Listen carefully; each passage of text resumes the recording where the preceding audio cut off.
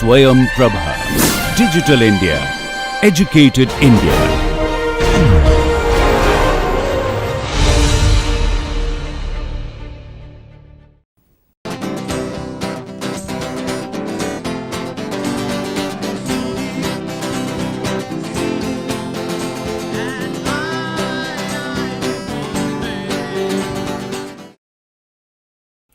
Namaste and welcome back to the video course on watershed management. In module number 5 on socio-economic aspects of watershed management, in lecture number 21, today we will discuss integrated developments, water legislation and implementation issues. So, here in this lecture some of the topics covered include integrated watershed developments, water management policy, water legislation, national water policy, watershed plans and appraisal and implementation issues. Some of the keywords for today's lecture include integrated developments, water legislation and watershed plans. So, as we discussed earlier, this integrated water resource development and management is one of the important topic nowadays in the agenda of many of the countries all over the world. So, it is not simply development of a watershed, but we have to see the overall development of the various resources within the watershed and the people, and by giving emphasis on the social upliftment of the people. So, that is the essence of integrated watershed development and management. So, that way, as we discussed earlier also, IWRDM or integrated watershed development and management is an effective means for conservation and development of land, water resources and other type of resources within the watershed. So, by giving an emphasis on the overall development of the people and overall the system. So, that way IWRDM integrates the socio cultural, economic, biophysical and technological aspects of development within the watershed. So, that way it is not simply development of some system like check dam or the say some of the development of land or water, but it is the holistic development within the watershed. So, there are a number of concerns as far as IWRDM or integrated watershed development and management is concerned.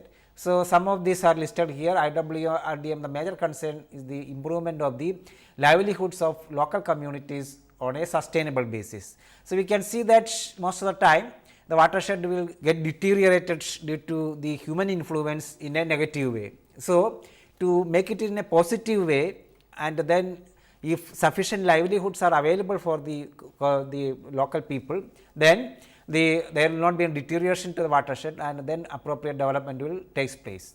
So, that way IWRDM requires balancing economic needs and expectations with environmental concerns. So, so that we can avoid degradation of the natural resource base, in particular soil and water components. So, that way in an IWRDM framework, so we have to see the overall developments in an environmental friendly way, in an ecological friendly way, and also so that the total development of the people, of the flora and fauna and everything takes place. So, that way of course, as we discussed in the previous lectures also, community participation is very important in the case of IWRDM. And so that say whenever some intervention takes place within the watershed, say for few years, so the effects will be long term, and this long term sustainability should be there, and so that way things can be better in a better way adopted. So, IWRDM with the community participation is the main emphasis of the development aspects as far as the development in a particular watershed is concerned. So, that way the keywords of IWRDM include sustainability, efficient use of local resources and indigenous knowledge. So, whatever say the various things within a watershed varies from one watershed to another watershed. So, as we discussed, there is no commonality between the various things within from one watershed to another watershed. So, that way we have to see that we use indigenous technologies, we are meeting when we are going for watershed management plans, we meet with the local needs, and the aspirations of the people are met. So, that way we have to plan the development as far as a watershed within the framework of integrated watershed development and management. So, as I mentioned also earlier, so finally what we are looking for, improved quality of life of the people and then ecological improvements and environmental sustainability. When we consider the watershed developments within the perspective of integrated water resource management or IWRDM, so we can see that say the watershed, which is the area, so that way the various natural resources like land, then water, forest, etc. So, these are all the natural resources. Then human resources. So, human influence should be in a positive way. So, we are when we develop say watershed development plans or watershed management projects. So, we have to see that all these influence are in a positive way. So, human resources we have to and the natural resources come together, and then that way depending upon the area, depending upon the watershed. So, we have to see that various institutions and communities coming together for the development. So, that way we have to develop the village institutions and so that we can ensure community participation. And then say within this perspective, by considering the natural resources, human resources and then the village institutions, we have to develop say capacity building to be taken place, and then so that for all these things support like financial support, economical support and all other things should come from various sources from government and other agencies. So, when we say consider the development activities within a watershed, so like say water is concerned, we can go for water harvesting or development of the lift irrigation schemes, and then land is concerned, land development for say better agriculture like water and soil conservation activities. Then the forest is concerned, we can go for further afforestation activities. And then say we have to manage the forest in such a way that the forest say various components within the forest is not degraded. So, that way we have to look into joint forest management, and then we have to see the community support services. So, as I mentioned, it is not only simply the area and resources, but within the for the people. So, overall development should take place. So, whatever like educational help or the medical or the other kinds of social activities, all those community support services should be there, and then infrastructure and energy services should also come into picture. So, like that road development or the development of ponds, development of various say centers for leisure and all other things should be developed, and then energy needs of the people. So, that is another important aspects within the perspective of watershed management, integrated watershed management development. So, there if the sufficient energy sources are not there, then people will be say going to the forest and collecting the wood. So, that way the forest degradation will take place. So, all those things should come together, and then say like once this say the various schemes are implemented, then there will be on farm employment, that like agriculture activities will be enhanced and more activities will take place, so that the employment opportunities will be improved, and then off farm employment like various other direct and indirect type of other employment will be developed within the area, and then economical development will be taking place, since more income will be there to the people, more water will be available, more land will be developed for agricultural activities. So, overall the economical development will be taking place, and then once the economical development takes place, people will be say families will send their children to the school, and women will get sufficient time for all other activities, since they do not have to take water from faraway places for their daily needs. So, that way when we look into all these things when taking place within the perspective of integrated watershed development and management. So, final output will be improved quality of life, and social upliftment within the watershed in a very environmental friendly way, and with a very positive ecological development will takes place. So, this is the typical framework for IWRDM or integrated watershed development and management, which we can practice in many areas, and in many successful cases if we analyze what has happened. So, that we can see that most of the time the implementation agencies are taking the IWRDM or IWRDM integrated watershed development and management perspectives were taken care, and then the projects all were in a success. So, that way we can see. So, when we are looking for this kinds of development, IWRDM perspective we have to consider. So, that way we can see that integrated development or integrated water resource development and management, people participation is very essential. So, that way say a typical block diagram is given here.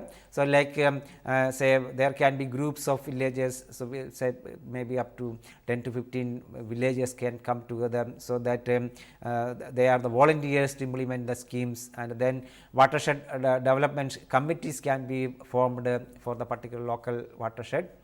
And then say these committees can form various group like water users group, then self-help group, then human thrift and credit group. So, like that various groups can be formed, and then community organization organizer can take the lead role, and then liaison between the various groups.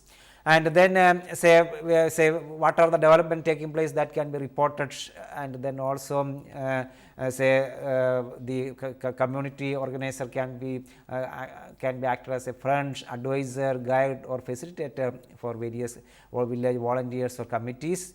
And then say they can have various schemes can be organized within the watershed development schemes, and then say through the available funds, say payment and other things can be done. And then the watershed activities can be taken within a very organized way by studying the technical feasibility, and then say the budget estimate can be obtained through various means from government or other agencies, and then further implementation through the committees or through the volunteers can be done. So, this shows how effective people participation can take place within the perspective of integrated water resource development and management, and so that the projects will be a success. So, that way we have to coordinate, so we have to first organize various committees, various groups within the watershed, and then the organizer has to play a role of liaisoning between these committees or groups to implement various schemes, watershed development schemes, and then maintain it and then sustain it. So, that way when we are developing a watershed or water management policy, we have to look into various aspects like supply side management. So, that way how much water can be supplied, say for example, if we consider water as a resource, or we can consider any other type of resource. So, that we have to consider various technical measures, how much water can be obtained, say once a check dam is made, or once a borehole or borewell is initiated. So, that way we have to see, and then we have to see demand side management, like the say how much water is required for domestic needs, agricultural purposes or various other means, and then we have to see the various financial aspects, and then various policy based measures we have to look into when we look into the overall water management policies. And then most of the time we have to focus on policy based measures for water resource management. So, we should have a clear cut policy either on the side of say supply side or demand side, and then we have to integrate between the supply side and demand side, so that sufficient water is available. Say for example, if we could consider water as a resource, sufficient water is available, so that we can frame appropriate water management policy. So, that way when we look into this water management policy, so this we have to do in a series of 3 steps. Like in the first step, we have to enable the environment. So, we should have appropriate policies to be framed, and then appropriate legislation to be passed by either assembly or parliament, and then say to implement various schemes, maybe we have to the government has to give certain incentives to the stakeholders. Then comes the institutional rules. So, say everything should be done in a organized way. So, we have to see organizational framework, and then institutional capacity building within the watershed, and then by considering the stakeholders within the watershed. And then say we have to see the management instruments, like how to get these appropriate fund for that particular scheme, or how to implement the particular watershed project scheme, and then how we can go ahead with the say appropriate implementation, and getting the benefits out of that, and then managing the overall system. So, that way we have to see when we develop, say for example, water resources, when we develop water management policy say for a particular area. So, we can see that if you go through say most of the say country level water policies, most of the nations they will have their own type of policies which will be suited for various requirements of the people. So, national water resource policies say play a major role in the implementation of either watershed schemes or water development schemes, and then also related to agricultural aspects. So, that way national water resource policy sets goals and objectives for management of water resource at national scale. And these policies include say whatever to be covered, say specific regions, say like where drought prone area, or say humid regions, or like that, say as per the requirement. Then catchments, then shared or transboundary water resources within integrated water resource management framework, and the interbasin transfers. So, you can see that say for example, major rivers are concerned, these rivers will be passing through one state to another state. So, as say for example, India is concerned, water is a state subject. So, that way we have to see the government of India or the central government has to should have appropriate policies, or they have to set certain norms and regulations, so that water sharing is taking place between states, or even when the river is passing from one country to another country. Say for example, river Ganges it goes from India to Bangladesh. So,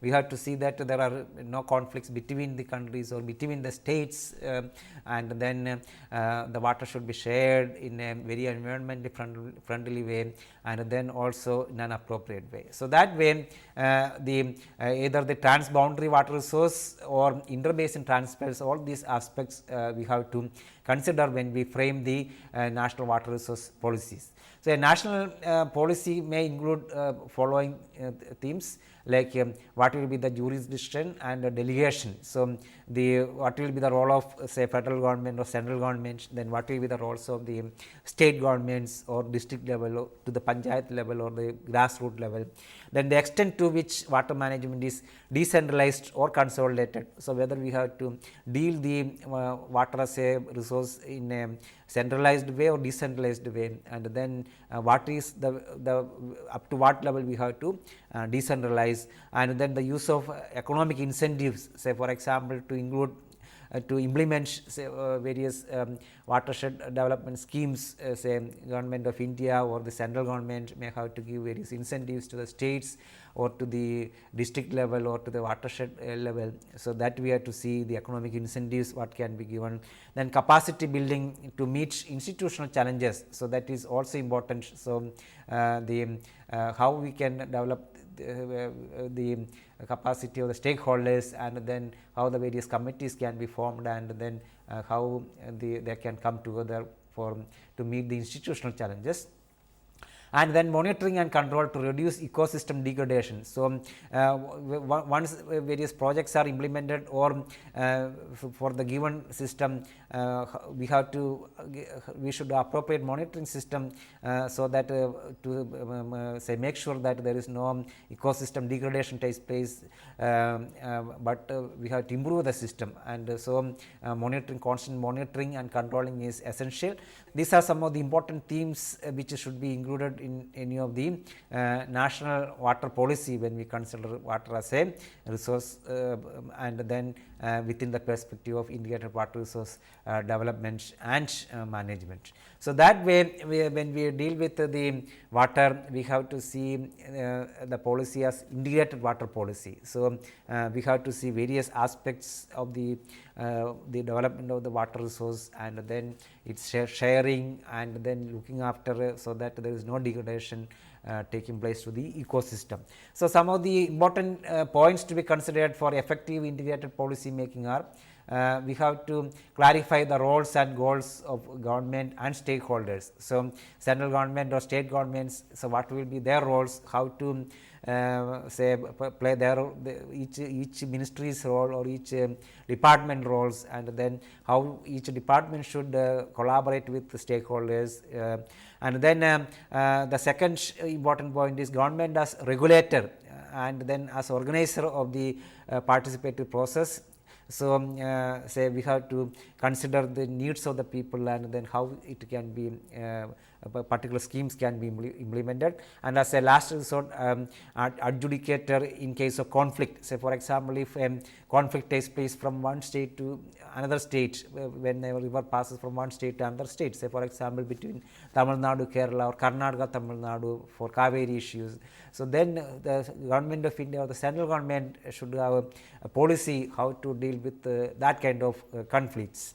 Then identification of key water resource issues. So, the government policy should specifically say how to deal with the drought area or the how to deal with the flooding, all those things there should be appropriate policies related to water. Then water is a social and economic good. So, we have to see that it is water is not only as a social good, as people needs, all the ecosystem, people, everybody needs water. So, it is a social good, but it is also an economic good, since we have to invest lot of money to develop appropriate system. So, that way we have to see we have to develop appropriate policies, or we have to design policies to allocate resources in an effective way, so that by considering water social and economic goods. Then make explicit in the policy the links between land use and other economic activities. So, that is also essential when we deal with the development of water policies. Then take into account trade-offs between short-term costs and then long-term gains. So, for example, when we are going to develop a dam, or when we construct a dam, so it is a they say 500 crores or 1000 crores of rupees to be spent, it is a short term cost, but the gains will be long term. So, we should appropriate policies to look after say what will be the trade off between the short term costs and then long term gains, and then also we have to see the environmental impact of various schemes. So, that way when we develop a water policy, we have to develop by considering all these aspects in an integrated way. So, now let us look into while developing the water policy, we have to see the water rights. So, what are the rights of the individuals or the people or the state or as the federal government. So, what are the rights or say one catchment to another catchment, what will be the right. So, all those things we have to define appropriately. So, say first aspect is right to use water, and good water law must be flexible enough to permit reform in response to technological change and socio-economic need. So, that is very important. We have to see what kind of say technological development takes place. Accordingly, the various aspects should be changed, and then socio-economic needs should be the most important aspect in the development of this type of policies. The tenets of effective and beneficial use are: water must not be to be obtained for speculation or let run to waste. So, available water should be used in a very effective way. So, water should not be wasted and then should not be put for speculation between various agencies, and the end use must be a socially acceptable use. So, whatever use it is going to put, the water is to put. So, that way we have to see it is a socially acceptable use. Then water is not to be misused. So, say for example, like say some farmers say draw so much of groundwater so that others will not get, and then they may try to sell. So, that kind of misuse should not take place, and the use must be reasonable as compared with other uses. So, if for agriculture purpose or any other purpose, so the use of the water by the individual or stakeholder should be in a reasonable way. So, these are some of the important aspects when we have to develop a water policy, the various rights what is to be considered.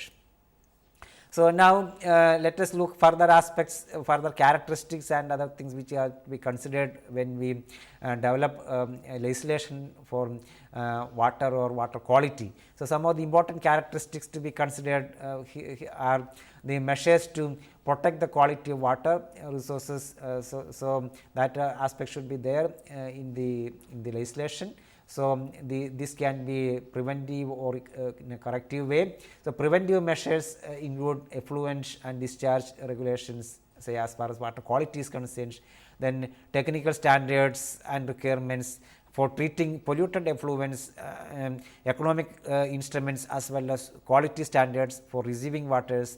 Then the legislation sets out the principles upon which pollution control is based.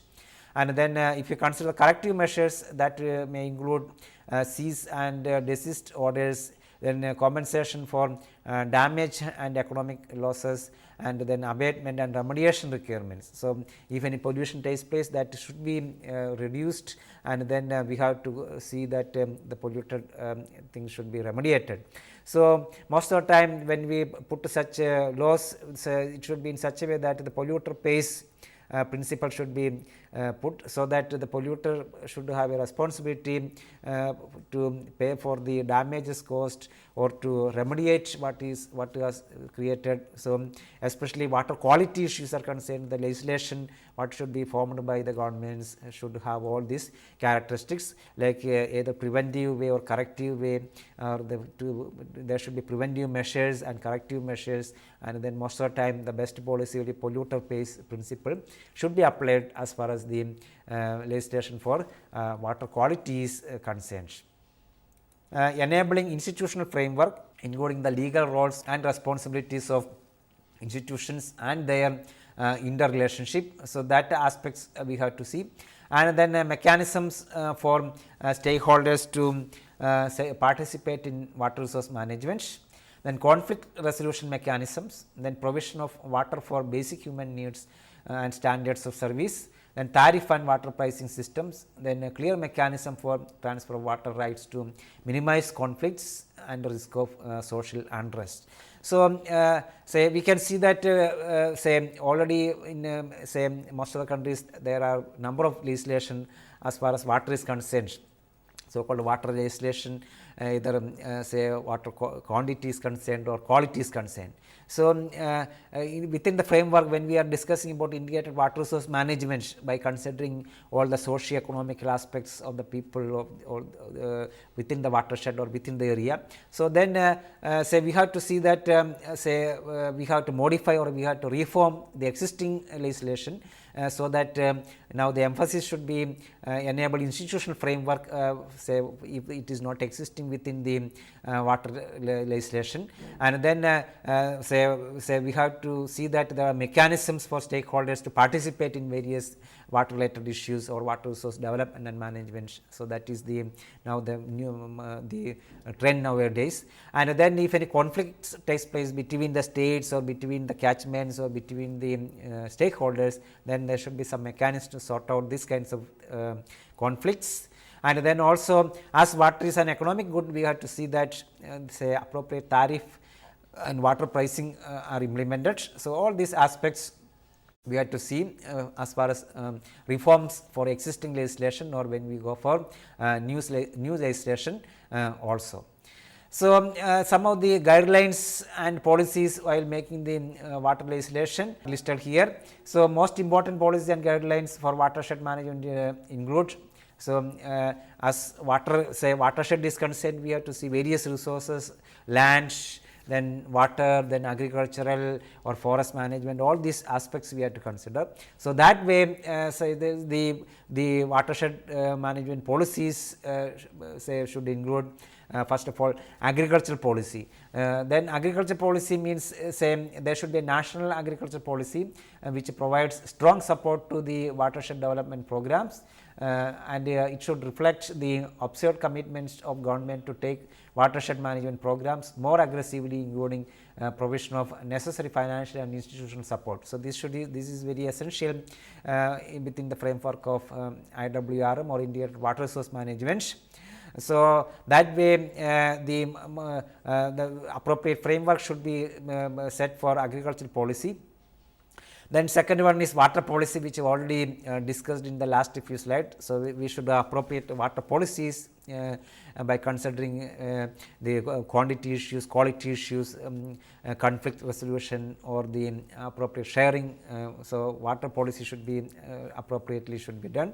And then land policy. So, land policy generally protects the interests of small and marginal farmers. So, you can see that in many countries most of the time the land policy is always favoring the rich farmers or the farmers who have got so much of land, and small farmers or marginal farmers are always marginalized in many way. So, but we have to say for overall development, social upliftment, socio-economical development, we have to see that the interests of small and marginal farmers we have to consider, and that way one important aspect to be considered is land policy. And then forest policy means we have to see that the existing forest is not degraded and further afforestation should take place, and the minimum area should be kept for forest development and management, as the forest development may influence overall development and management for the area. Then of course, watershed management guidelines. So, which way to manage various resources within the watershed, and then how to say collaborate between the stakeholders, or how to take the help of the community as far as watershed. So, all these issues we have to consider when we develop guidelines and policies for watershed management. As I mentioned already, water policy identifies water management as one of the most crucial elements in development planning of a country. Water policy states that watershed management through soil erosion, catchment area treatment, preservation of forests and increasing forest cover and construction of check dams should be promoted. So, within the water policy there should be say policy or guidelines for watershed development, say prevention of soil erosion, then catchment area treatment, and then development of various rainwater harvesting schemes, etc. And then also say environmental issues are very important. So, environmental laws should be framed within the watershed management guidelines and policies itself. So, environmental laws often dictate the planning and actions that agencies take to manage the watershed. Then some laws are required that planning to be done, others can be used to make a plan legally enforceable, and others set out the ground rules for what can and cannot be done in development and planning.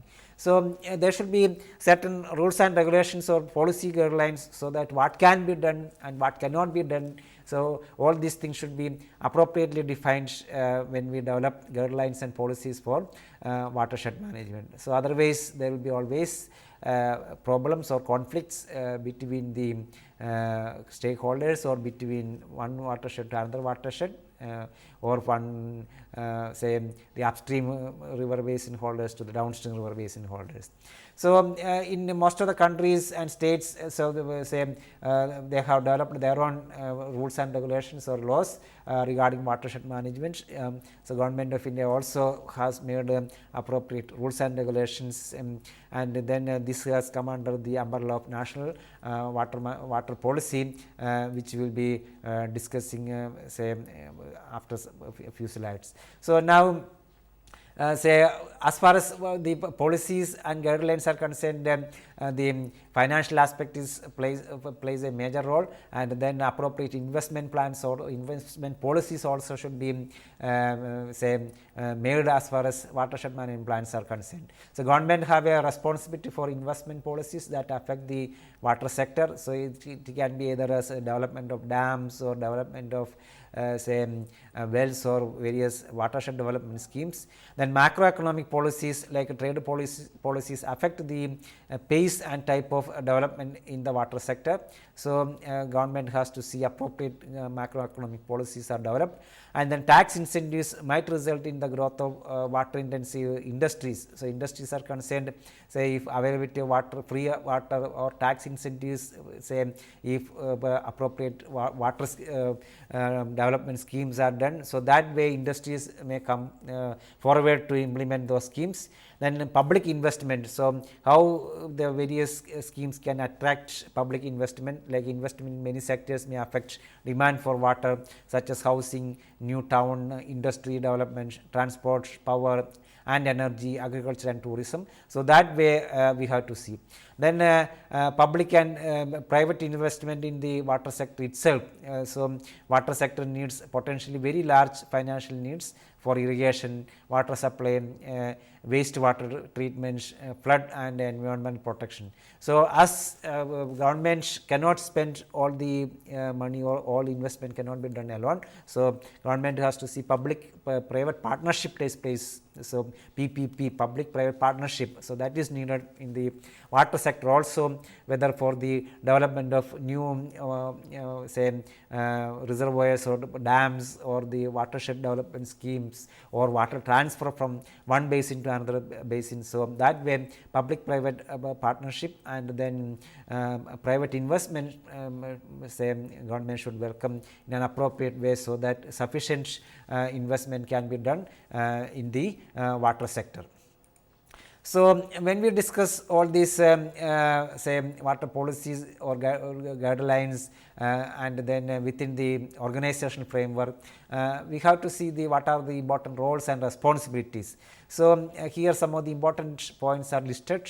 So, like first we have to develop a policy. So, policy formulation is important. So, the policy formulation can be either through ministries like Water Resource Ministry or Agriculture Ministry for the center or state. Then education and promotion. So, whatever schemes have been say developed, say the government has to see that all the stakeholders know about that, and that should be promoted. Then networking and information exchange, so between the watersheds, so from people to people, that should take place. Then regulation, control and enforcement. So, appropriate rules and regulations should be put, and then control measures should be developed, and then surveillance and monitoring. So, say as far as watershed development schemes, say whether any deterioration is taking place, or all the developments are in a positive way. So, that way we have to see the appropriate monitoring to be done. Then allocation and supply of water. So, say once a scheme is developed, we have to see that it is appropriately allocated for various needs, and so that the stakeholders equity will be there between the stakeholders. Then flood control and risk mitigation. So, many areas say there will be flood problem and some other areas there may be drought problem. So, in all these say the framework should be there to deal with say wherever flood problems are there, how to deal with that flood control. So, some of the measures, some of the projects may be for flood control and some schemes may be for drought mitigation. So, that way we have to see the risk associated with either droughts or floods. Then water treatment and reuse. So, as water as a resource, say when people use it become say polluted. So, that way appropriate treatment should be given, and then reuse we have to always encourage. So, that water recycling and reuse also play a major role, so that sufficient water is available locally in the area itself. Then conservation and protection. So, water conservation projects or water resource protection should be we have to emphasize on this. Then pollution control and water quality management. So, we can see that due to the industrial revolution for the last few decades, say including groundwater, say most of the resources have been polluted. So, we have to see that appropriate measures of pollution control and water quality management framework, appropriate policies are made, and this legislation are carried out, so that appropriate level all these aspects can be done within the integrated water resource management framework. So, here this flow chart. So, here I have put when we develop water policy and legislation. So, there should be say we have to consider various aspects which will be coming say like the environment or the resources, then economic development, then population, and so appropriate policies or legal framework should be made. So that the political system say existing within the country, they have to deal with the economic development or the legal framework.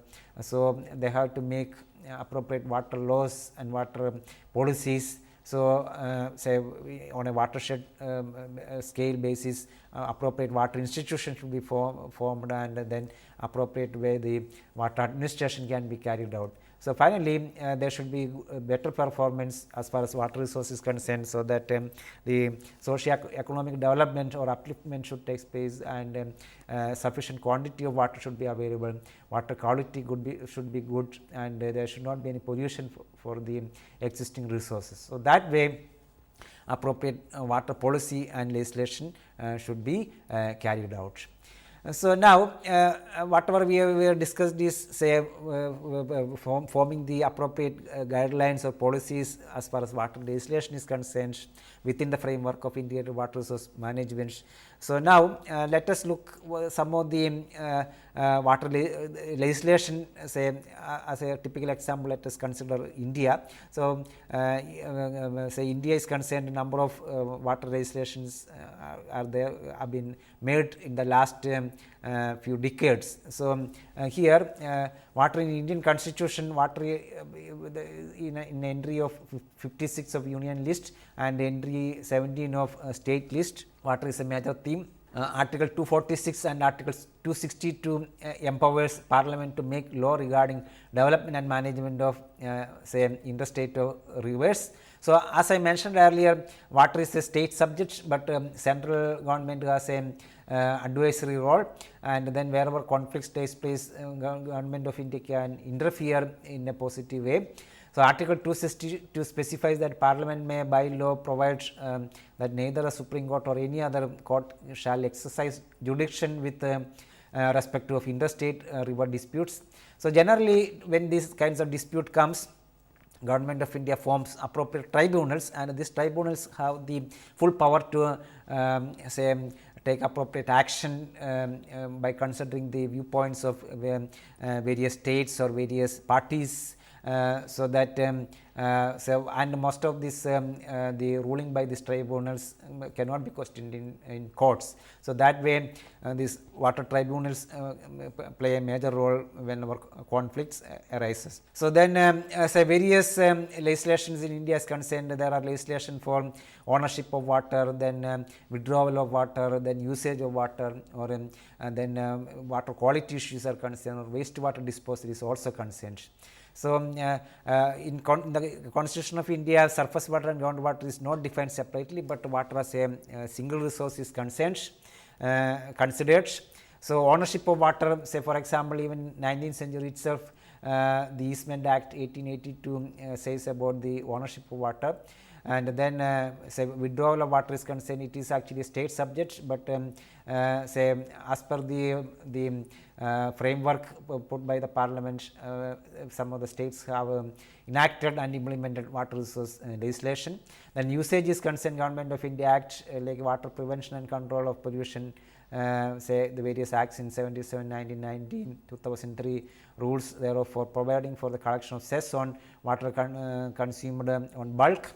So, bulk water tariff schemes, some guidelines are already given, and then wastewater disposal or water quality is concerned. Also, Government of India Act, Water Prevention and Control Pollution Act of 1974, 1998 define various norms as far as how to deal with the wastewater, and then how to keep the water quality, and then what way to deal with various say cases of water pollution by industries or by any other agencies. So, that way well framed rules and regulations are available in India, say as so called water legislations. So, then as I mentioned, say by considering the various aspects, a national water policy has been framed in India and first adopted in 1987 and then further formulated in 2002. So, national water policy is important by considering the various issues, say on a river basin scale or watershed scale, or by considering the various needs like agricultural uses or the domestic uses or industrial use. So, this national water policy advocates water resource of the country should be brought within the category of utilizable resource to the maximum possible extent. So, some of the salient features of this national water policy of Government of India include policy promotes use of non-conventional methods such as traditional water harvesting, rooftop rainwater harvesting, etc. Then water transfer to water scarce region, say through interbasin transfer or other means. Then the national water policy encourages people participation in all the schemes. Then public private partnership is always encouraged. Then water resource planning at a hydrologic unit, not on political unit. So, water is concerned as a resource should be developed and planned and managed not on a state or district level, but watershed level or river basin level. So, all this national water policy can be obtained in www.rmin.nic.in, the Ministry of Water Resource website. So, then further this national water policy directs states to devise its own water policy. So, national water policy, the frameworks are given, and based upon that each state can formulate its own policy. So that that can be practiced in an effective way. So, as far as water allocation is concerned, say national water policy say give the allocation priorities, like first should be for drinking water, second should be for irrigation hydropower, then third should be for ecological, and fourth for agro industries, then fifth for non-agricultural industries, and sixth for navigation. So, most of the states, this based upon national water policy, they have the states have made their own policies, and most of the time these priorities are kept on the same way, other with a few exceptions like state of Maharashtra. Then say some of the major emphasis on this national water policies include the need for efficient pricing system and transparent subsidy structure for disadvantaged and poor.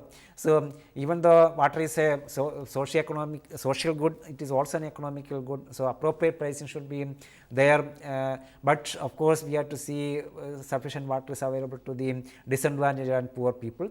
Then transfer the water management to user groups and local bodies. Then private sector participation in water sector. Then undertaking a phased program for improvement of water quality based on polluter pay principle. As I already mentioned, this is one of the important principles which is adopted. Polluter should pay for the remediation or to recovery. Then need based economic activities on the water zoning of the country. then prioritizing the need of drought prone areas. So, all those issues sufficient emphasis is given, and that way this is a good document as a government of national water policy, and many of the states have made their own state policy also. So, then now let us come back to say once the coming back to watershed management and plans. So, we have to formulate appropriate watershed plans, and then we have to put it in appropriate format, and then while implementing we have to appraise various project schemes in an appropriate way. So, that way here let us discuss a few of the important steps to consider watershed plans and appraisal. So, say for example, when we consider water as a resource within the watershed, so some of the important steps to consider when we go for watershed plans and appraisal include develop a water use inventory. So, there we have to gather all the information from the people, so through surveys, recognition survey, then available water sources like ponds, lakes, then river system or the wells, then water balance study we have to carry out, how much water is the needed for the people or not for the ecosystem, and how much is excess or how much is the deficit. Then setting goals and priorities. So, we have to set, say for the future, what should be the goals or what should be the project to be implemented, and what are the priorities that all should be set. Then identify water management options, so appropriate alternatives can be formed, and then economic analysis can be carried out, and define a plan of action. Then implement water management plan implementation and monitoring, then implementation schedules and budgets. So, we have to see that appropriate schedule is made, then budget provisions are obtained, and then appropriate committees or staffs are available, and then we have to also should have a monitoring plan. So, when we consider in a holistic way the various watershed management plans and appraisals. So, then now let us see some of the implementation issues as far as watershed plans are concerned. So, classifying critical watersheds, we say we can classify, and then we can establish priorities for conservation and management strategies. Then we can identify critical threats, say for example, if it is as far as forest is concerned or surface water is concerned or groundwater is concerned, the quantity or quality or pollution issues. Then making watershed management recommendations to ensure sustainability, then clean water availability, then identifying system-wide controlling process and mechanisms to distinguish environmental indicators, then recommending land use impact mitigation, habitat restoration programs, etc.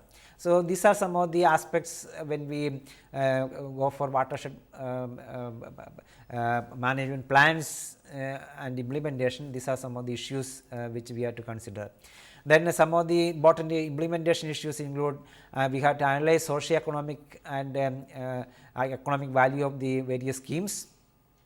Then we have to ensure technical assistance in the design and installation of management measures. Then we have to provide training and follow-up support to stakeholders. Then we have to manage funding mechanisms, and we have to track the expenditures. Then we have to conduct the land treatment and water quality monitoring activities. Then various measures and schedules and milestones we can make for the implementation of the plans, and then we have to see, we can see that these are all met. Then we can communicate between all these aspects from between the stakeholders and then funding agencies or the various government agencies. So, some of the implementation problems here I have listed, like when we implement watershed management plans. So, what are the implementation problems, like say insufficient staff assigned to monitoring. So, most of the time due to lack of funds, sufficient staff will not be there. Then funds allocated may be diverted for other purposes. Then monitoring locations are widely dispersed and remote, leading to logistical bottlenecks. So, mainly when we deal with river basins or watershed, large area we have to deal. So, that way monitoring locations will be far away. So, it is always a problem. Then staff is not properly trained. So, local people are, if they are not properly trained to carry out appropriate work in an appropriate way, then always problem. Then community loses interest, so that there is no community participation. Then so all the schemes should be simple, there should not be any complexities, and then in a very efficient way to should be then inexpensive monitoring should be required. Then appropriate evaluation system should be formulated. So, these are some of the problems when we deal with the watershed management plans, appraisal and implementations are concerned. So, now before closing this lecture, let us look into the importance of development of appropriate policies and legislation as far as the either water management or energy management is concerned. So, let us consider case study cooperative management of electricity and groundwater. This case study is Gujarat Jyotirgram Yojana or Jyotirgram scheme. So, actually in 1980s the state governments made a regulation. There was a shift of tariff regime to flat tariff based on horsepower or how much energy is used. So, for various uses like especially for irrigation purpose, people pump water from the groundwater using from the bore wells. So, there is a simple flat tariff has been implemented. So, some of the implications were very sharp increase in electricity to say while pumping water from tube wells, rampant corruption in terms of billing and meter reading, then flat based tariff system under subsidy regime, and then so excessive withdrawals of groundwater. So, groundwater level gone down drastically. Then some of the rich farmers started to sell even water to the poor people, so resulting in development of informal groundwater markets in the state. So, say the situation say has been a very difficult situation in 1980s and 90s. So, returning, so again once these problems were understood, going back to volumetric tariff system was not so easy, since it was popular amongst the farmers, since farmers lobby was also very strong in the state. So, Gujarat electricity boards suffered heavy loss due to power supply to agriculture consumers. So, resulting gradual reduction in power supply. So, farmers found alternatives of using capacitor to cover single phase to 3 phase power, so that they can take more power, but a flat only a small amount to be paid. So, getting 18 to 20 hours of electricity. So, this heavy theft of electricity has led to huge financial loss to the utility, and excessive withdrawal of groundwater, then construction of groundwater wells, many wells were come up, and then so practice such as cooperative bore well drilling, all those were taken place say in 1980s and 1990s. Then say after studying all these things, a scheme was formulated called this say Jyotirgram Yojana or Jyotirgram scheme. So, the solution was provide quality power to the farmers and convert flat based tariff system into a metered tariff system. So, this was also requirement of the funding agency, so called Asian Development Bank. So, providing logistic is always problematic to implement this scheme, may attract massive opposition of farmers. So, through metering process was though metering process was initiated, but at very slower rate than ADB's expectation. So, the result was ADB suspended, or Asian Development was suspended loan installments to the state governments. So, then the scheme was implemented. Earlier a flat regime of supply to villages through single feeder line, but then a scheme was separate agricultural feeder and non-agricultural feeder has been implemented within the state. Rural feeder of entire state was rewired into agricultural and non-agricultural feeder at a cost of rupees 1,700 crores from 2006 to 2007. So, that way so the separation of agricultural feeder from non-agricultural use has been made. So, 8 to 12 hours quality power to farms, 24-hour non-stop power to villages for domestic use, then gradual increase of flat based tariff system to approach average cost consumed by tube well, then intelligent scheduling and management of rationed power supply to farm sector has been implemented. So, these details are available in this reference. So, comparison between before and after the Jyotirgram Yojana or Jyotirgram scheme. Before, the tube wells get 12 to 13 hours of 3 phase power, but after farmers get 8 hours per day of high voltage uninterrupted power supply. Then flat tariff rupees 350 to 500 say per year, but now flat tariff is rupees 850 per say connection per year. Then massive use of capacitors to convert before, but afterwards capacitors out since it was not possible to put. The non-farm users de-electrified because of capacitors. Now, non-farm users get 24-hour non-stop single phase power.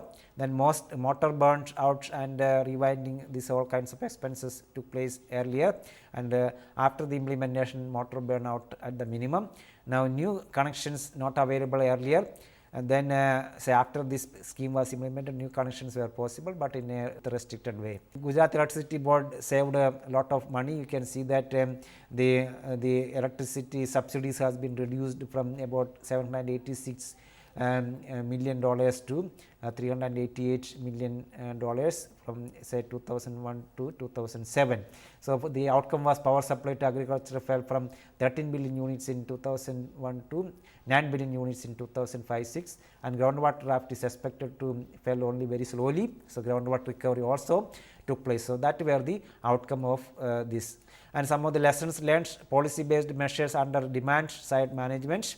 Then groundwater withdrawal could be curbed in the depleted areas with the help of policy based innovative solution like Jodhrigram Yojana. Subsidy restructuring is big issue, so appropriate scheme to be developed, and these kinds of schemes reduce the misery of the poor people. So, they get sufficient electricity and sufficient power supply to match peak irrigation periods compared to earlier schemes. So, these are some of the important references for today's lecture.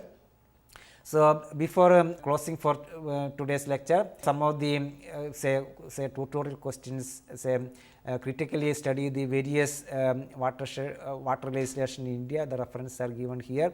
Discuss how the various water legislation help to improve water management plans in India. Review the national water policy of India. Then how the national water policy can be effectively implemented in India. Then few self-evaluation questions: what is the importance of IWR in watershed management plans? Then discuss salient features of successful water management policy.